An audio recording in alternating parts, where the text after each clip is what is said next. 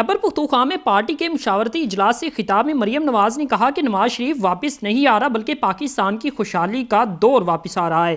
نواز شریف کو مائنس کرنے والے خود مائنس ہو چکے ہیں اور نواز شریف کو مائنس کرتے کرتے پاکستان کی ترقی مائنس ہو گئی۔ مارے پاکستان ویلکم بیک سازش گڈ بائے۔ انہوں نے کہا کہ نواز شریف کا پیغام پاکستان کی ترقی اور مہنگائی سے عوام کو نجات دلانا ہے۔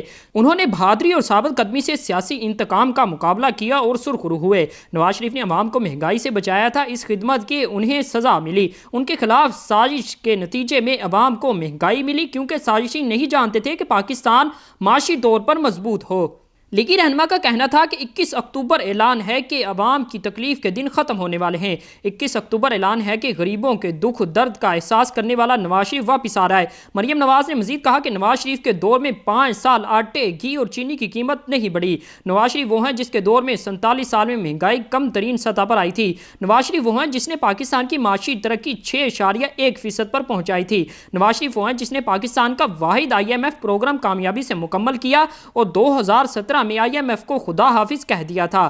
نواز شریف کا دیا ترقی کا سفر جاری رہتا تو پاکستان آج بحرانوں کا شکار نہ ہوتا، آج بجلی، گیس اور پیٹرول مہنگے نہ کرنے پڑتے۔